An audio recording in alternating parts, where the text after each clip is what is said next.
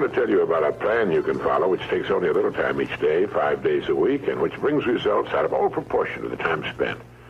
For a moment, consider the things your mind has brought you. Everything you have, your work, your relationship with your family and others, your philosophy of life, all come to you as a result of using your mind. Now consider the estimate made by experts. You have probably been operating on less than 10% of your mental capacities, much less. Dr. Herbert Otto, psychologist, educator, and chairman of the National Center for the Exploration of Human Potential, reminds us that many well-known scientists, such as the late Abraham Maslow, Margaret Mead, Gardner Murphy, O. Spurgeon English, and Carl Rogers, subscribe to the hypothesis that man is using a very small fraction of his capacities.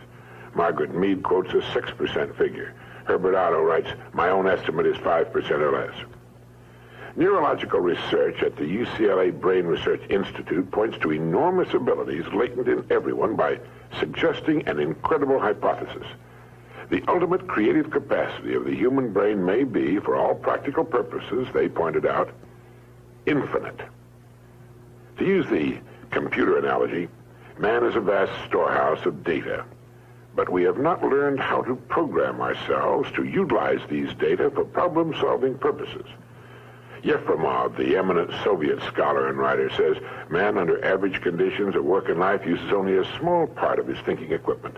If he were able to force our brain to work at only half its capacity, we could, without any difficulty whatever, learn 40 languages, memorize the large Soviet encyclopedia from cover to cover, and complete the required courses of dozens of colleges. Now, this statement is hardly an exaggeration. It is the generally accepted theoretical view of man's mental potentialities. Now, how can we tap this gigantic potential? Well, it's a big and very complex problem with many ramifications.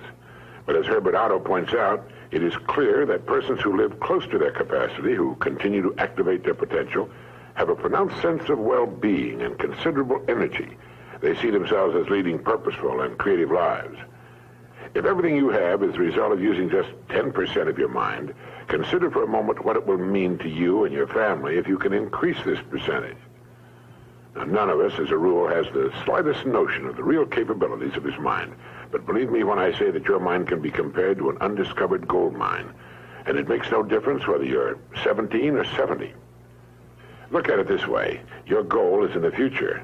Your problem is to bridge the gap which exists between where you are now and the goal you intend to reach. This is the problem to solve.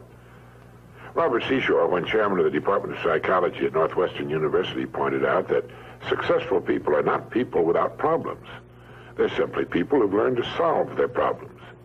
And there you have it. Living successfully, getting the things we want from life is a matter of solving the problems which stand between where we now are and the point we wish to reach. No one is without problems. They're a part of living. But let me show you how much time we waste in worrying about the wrong problems. Here's a reliable estimate of the things people worry about. Things that never happen, 40%. Things over and past that can't be changed by all the worry in the world, 30%. Needless worries about our health, 12%. Petty miscellaneous worries, 10%. Real, legitimate worries, 8%. In short, 92% of the average person's worries take up valuable time, cause painful stress, even mental anguish, and are absolutely unnecessary. And of the real, legitimate worries, there are two kinds. There are the problems we can solve, and there are the problems beyond our ability to personally solve. But most of our real problems usually fall into the first group, the ones we can solve if we learn how. Now I'm going to assume you've decided upon a goal. Your problem is, how do I achieve it? Your goal may be a promotion, a greater income, a beautiful home. It makes little difference what your goal happens to be. But you have your goal, and you know that you will become and you will achieve what you think about. That is, if you stay with it, you will reach your goal. But how? Well, it's right here that your mind comes into play. What is your mind? No one knows for sure. Perhaps the best way to describe it is to quote Pulitzer Prize-winning playwright Archibald MacLeish. In his play, The Secret of Freedom, a character says, "The only thing about a man that is a man is his mind. Everything else you can find in a pig or a horse." That's uncomfortably true. The human mind is the one thing that separates us from the rest of the creatures on Earth. Anything that comes to us in the future will almost certainly come to us as a result of the extent to which we use our minds. And yet it's the last place on earth the average person will turn to for help. In order to reflect just a moment on the human mind, consider what it's accomplished.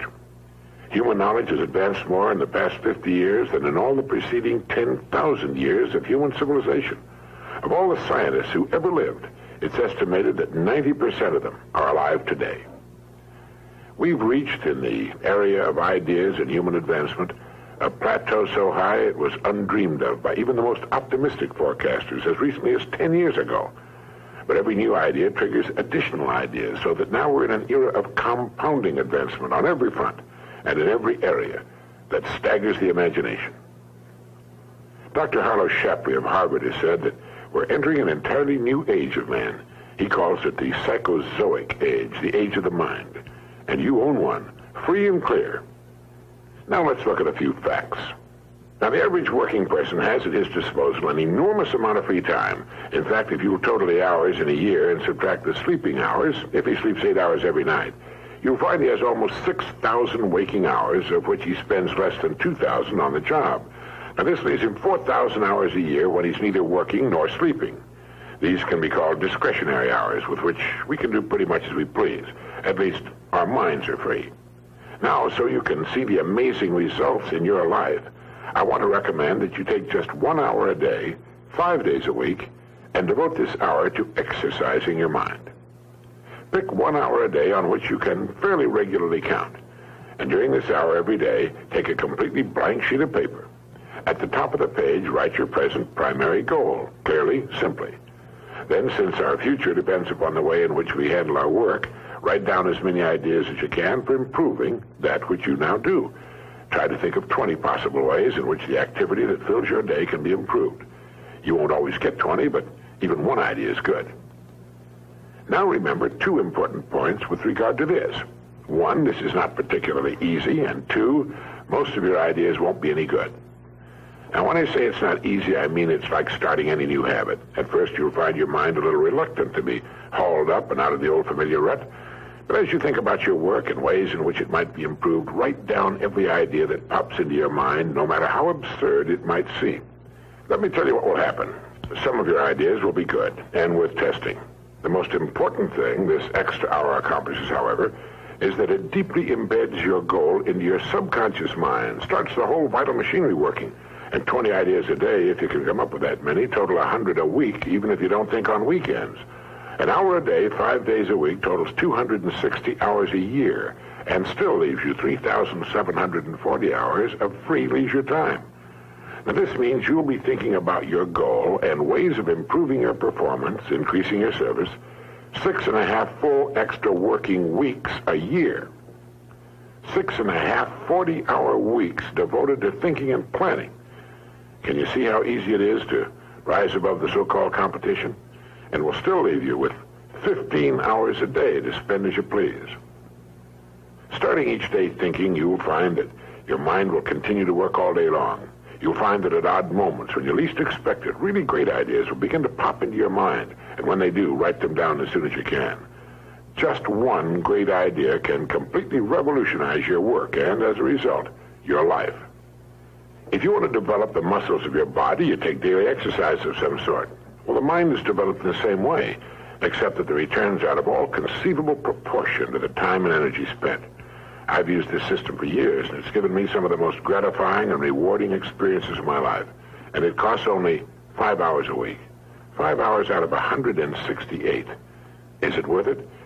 It's like spending 5 hours a week digging in a solid vein of pure gold, because your mind is all of that and much more. Each time you write your goal at the top of the sheet of paper, don't worry or become concerned about it.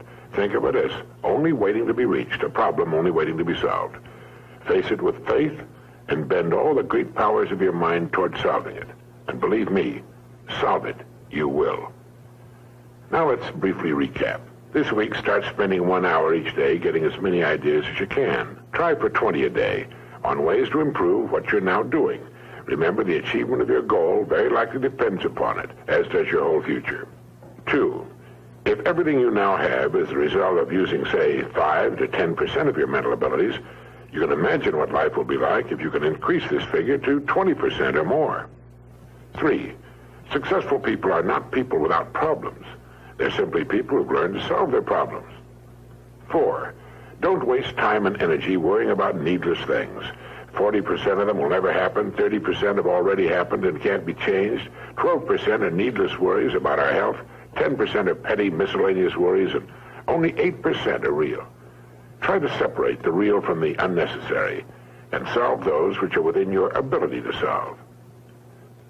Last of all, the only thing in the world that can take you to your goals in life is your mind, its effective use, and following through on the good ideas it supplies you.